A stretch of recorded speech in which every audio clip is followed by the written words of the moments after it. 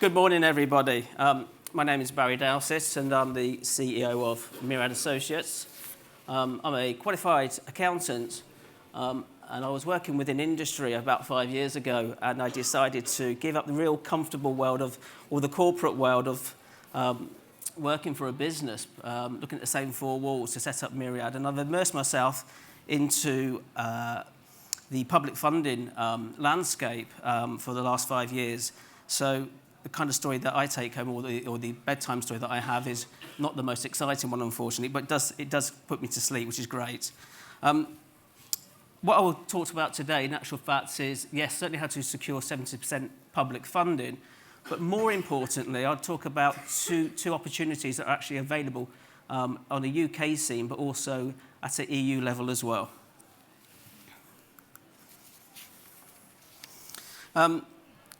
Obviously, a very valid question: why is public funding so attractive? And also why I've got so many friends as well in helping people and businesses secure public funding, and that is because it's non-repayable. It's not a loan. It is money that's gifted from the UK or from the EU. They don't look to take any equity dilution in your business whatsoever, so you're not giving up shares, which is fantastic. You retain all the IP rights, so anything you develop along the journey, you keep those IP rights. And also future commercialisation benefits, you retain those as well. So this is money that's available, UK public money as well as EU public money. And clearly, if you get funding, it de-risks the project from a finance perspective, of course, because you've got 70%, up to 70% funding, but also from a technical perspective as well. It allows you to bring in a stronger development team to be able to take that project to the market. There is two key streams of R&D funding that I'll talk to you about. On the left-hand side, R&D grant funding, there's a organisation which is actually a quango called Innovate UK. And Innovate UK is to fund and support innovative type businesses, and they focus on what I would call early stage research and development, so feasibility studies, proof of concept, development of prototypes. In the autumn statement that we've just had, there's a few question marks about Innovate UK. However, what they have said is that it's £500,000 which will continue to be available on an annualised basis until 2020. That's £500,000. A lot of this money also goes into SMEs as well. However, £165 million of what's available at Innovate UK will be converted to loans. So it's becoming less attractive. However, there is that support going forward. And then something which is very, very exciting is Horizon 2020, which is from the European Commission. Horizon 2020, in actual fact, is a 7-year programme. There is 80 billion euros available under Horizon 2020. In the next 2 years, 16 billion will go into supporting R&D projects. And that is to drive growth and create new jobs.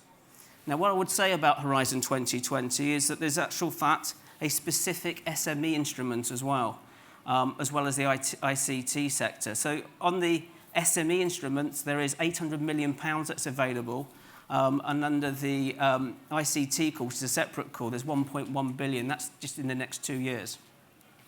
And then if I go away from grant fund money that's available, which you apply for, a grant funding, it's a competition. You may be successful. National success rates vary between 5 to 15%.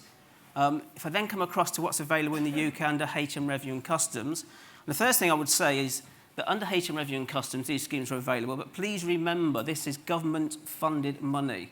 Why is it under HM Revenue and Customs? It's very simple. They have the mechanisms and the levers to change it very quickly, and they have the infrastructure to support this as well. And there is a number of things that I'll talk to you about. SEIS, Seed Enterprise Investment Scheme, and that simply allows investors, particularly for a startup, to invest and get a 50% income credit on their self-assessment.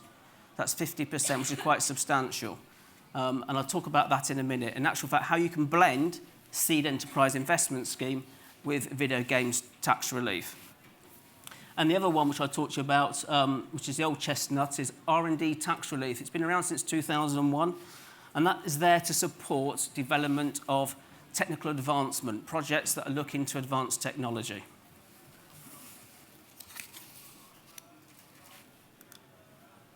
Okay, I'm just going to talk about R&D grant funding first before I go on to some of the HM Review and Customs. I mentioned to you Innovate UK. Remember, this is a £500 million pot of money that's available to invest in businesses. A lot of it, as I said, goes into SMEs. It's generally split into two areas. There's a general pot of money, which is known as smart grants, and there is some specific calls as well. Now, at the moment, a lot of this is on hold. We are waiting for the details to come through, but I think some of it will be released in the next 2 to 3 months. For smart grants, that is available to any SME that's got an idea, so it can be for game development, industry, it's engineering, manufacturing. You make an application, the grant's awarded of between 25,000 and 250,000. They will contribute between 40 to 65% of your costs for projects that last 9 to 24 months. It is for early stage development, proof of market, proof of concept, development of prototype. Yes, it is possible to put projects through, such as developing production tools, game engines, etc. And we've been successful in making those claims under smart grants. And then they have some specific areas. Those specific areas will be a particular project. The one which is live at the moment, we're actually going through, is cross-platform production in digital media. There is £2 million available, which the government needs to spend by the end of March. And that is available, and we've got a few claims going through on that one. But they are announced. They're available on the Innovate UK website. Horizon 2020. I'm going to talk to you about the SME instrument, which I think would be more relevant than what's out there. As I mentioned, there is a huge amount of money, 16 billion in the next 2 years. The great thing about the SME instrument, this is about taking your projects and taking it to the market. I would certainly, there's two phases involved with this. Phase one is a lump sum of €50,000, and that is to support market analysis, risk assessment, design and market studies. You get 70% funding of your project, but the grant is €50,000, and it's a lump sum €50,000 that's paid at the start of the project to you. Where the big money is, though, is in phase two. And one of the things I would say about the SME instrument, it can be single business led. You need to go into consortium. You don't need to find partners. In actual fact, they encourage you to lead by just one SME. Yes, startups can apply, and early stage businesses as well, which is absolutely great. Up to £2.5 million available for your project. You do get 70% funding. Your 30% can come from internal cash resources, or even what it means by benefit client in kind simply means you put the time and effort in and you pay the costs associated with that as part of your normal business. It's about taking your R&D project out of the technical stage into making it ready for commercialisation. So, I mean, they are looking to back winners, of course. They're looking to back high growth, highly innovative businesses that are going to disrupt the market. Okay. Now I'm going to talk to you about HM Review and Customs, and I'm going to show you how you can blend the Seed Enterprise Investment Scheme with Video Games Tax Relief. And one thing I will cover at the end of the presentation is how does Video Games Tax Relief work with R&D tax credits? And I know that there's a few viewpoints on this, but one which we've been successful on I'll certainly share that with you. So I'm going to show you now a recipe. There's the cake, and I'm going to take you through. Step one, okay? And this is where you get 50% back from your investment. So you need to have a business that's been, startup business, certainly been trading less than 2 years. You ideally want 4 investors, because each of those investors can't hold more than 30% each in that business. A lot of VCs are structured for seed enterprise investment schemes as well. And those investors can invest up to £150,000 in a startup business. You then make an application for a SEIS certificate available from HM Review and Customs. You fill out some paperwork. You've got your business. less than 2 years old and you now have £150,000 invested in that business, each of the investors will get income tax relief of 50%. So half that money will come back through their self-assessment. So what do you do with £150,000? Well, you decide to make a few computer games. It can be mobile games, PC-driven, console, etc. And you make a video games tax relief claim. You go through obtain a certificate from BFI, and that's for the cultural test, which you need to ensure that it is British. And it's fair to say that if your UK development team and management team are based in the UK, you're almost there anyway.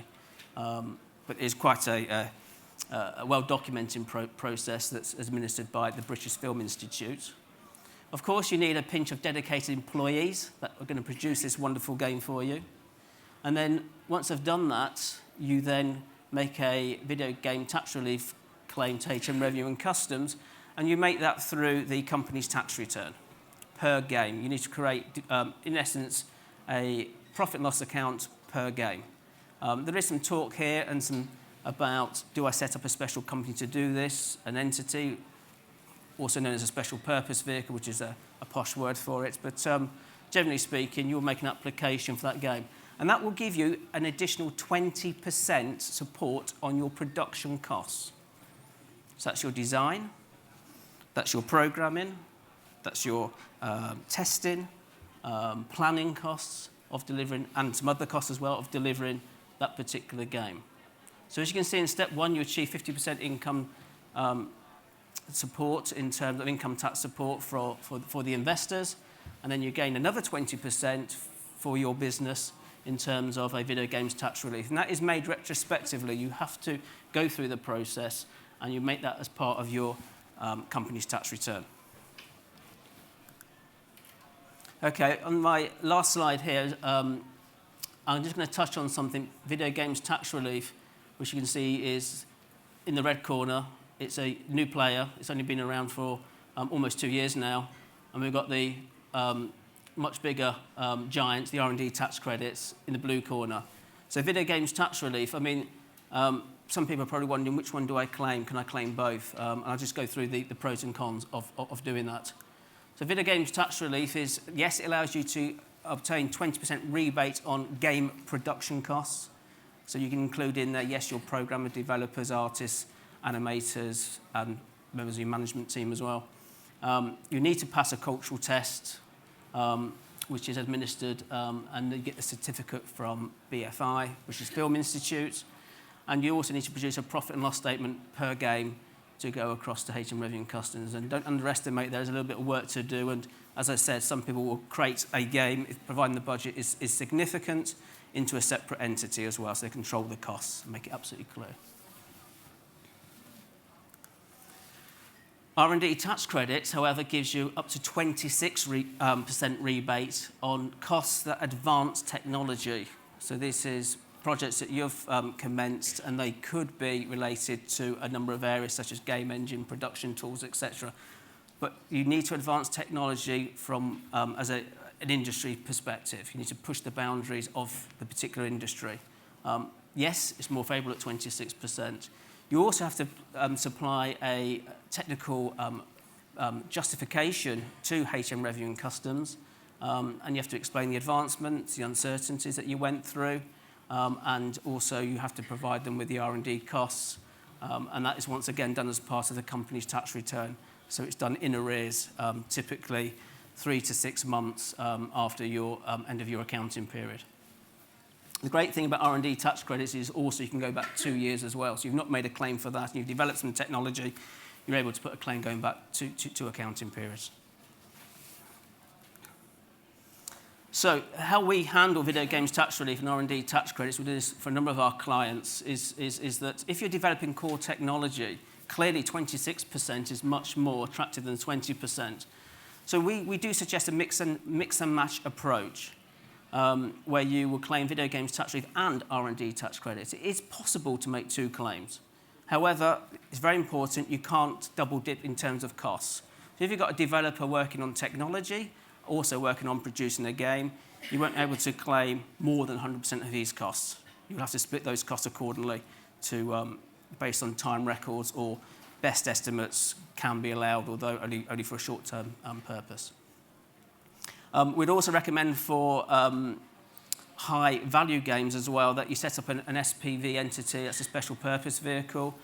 This is where your game is of a certain size and budget that would warrant that as well.